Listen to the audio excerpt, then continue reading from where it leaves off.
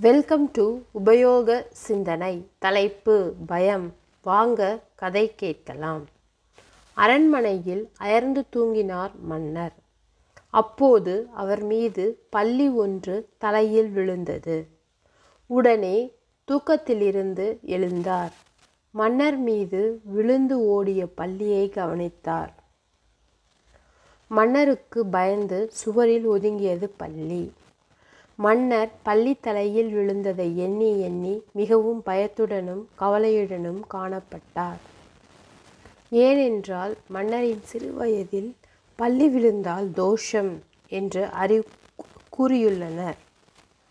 அதுவும் தலையில் விழுந்தால் மரணம் என்று கூறி வைத்துள்ளனர். இதை எண்ணி எண்ணி மன்னர் வேலைகளை கவனக்குறைவாக செய்யத் தொடங்கினார்.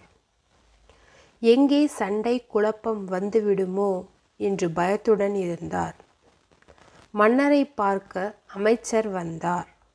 மன்னரின் நிலை கண்டு அதிர்ந்தார். மன்னரிடம் ஏன் கவலையாக உள்ளீர்கள் என்று கேள்வி கேட்டார். அதற்கு பல்லி தலையில் விழுந்துவிட்டது, அதற்கு என்ன செய்வது என்று அமைச்சரிடம் கேட்டார். அமைச்சர் அதற்கு பரிகாரம் உள்ளது மன்னா என்றார். மன்னரிடம் சிறிதளவு தண்ணீர் எடுத்து வந்து உங்கள் தலையில் போட்டுக்கொள்ளுங்கள் என்றார் அமைச்சர். சரி என்றார் மன்னர்.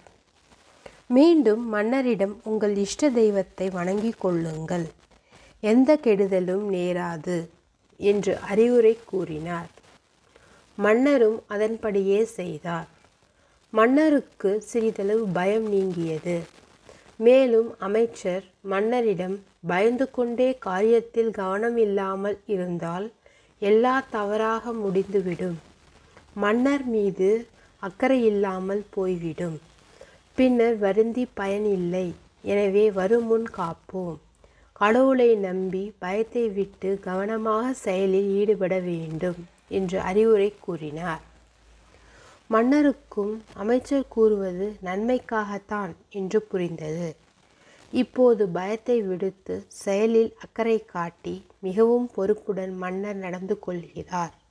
மேலும் எதிர்நாட்டு படை எந்நேரமும் நம்மை அடிமையாக்கி கொள்ள திட்டம் தீட்டுகிறது. அதனால் கவனத்துடன் செயல்பட வேண்டும்.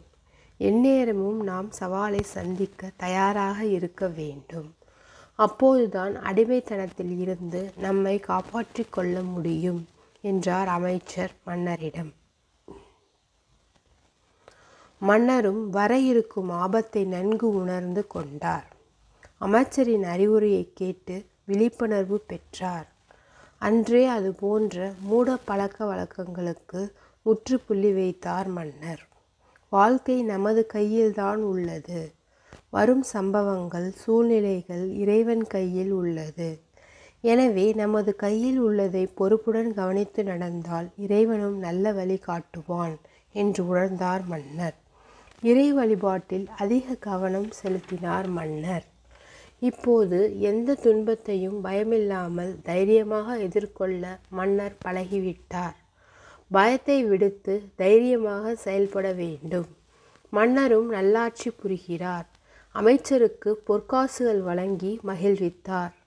மூட பழக்க வழக்கங்களை தவிர்ப்போம். வீண் பயத்தை விடுத்து தைரியமாக போராட வேண்டும். பொறுப்புடன் செயல்பட்டால் வாழ்க்கையில் வெற்றி பெறலாம். இறை நம்பிக்கையும் இருந்தால் வாழ்க்கையில் முன்னேறலாம். முடிவுற்றது. சரிங்களா? இந்த கதை உங்களுக்கு புரிந்திருக்கும் என்று நினைக்கிறேன். இந்த கதை உபயோகமாக இருந்தால் லைக் பண்ணுங்கள், ஃப்ரெண்ட்ஸ் அண்ட் ஃபேமிலியுடன் ஷேர் பண்ணுங்கள், மறக்காமல் சப்ஸ்கிரைப் பண்ணுங்கள். அடுத்து வரும் எமது கதைகளையும் கேட்டு மகிழுங்கள். நன்றி. சுபம்.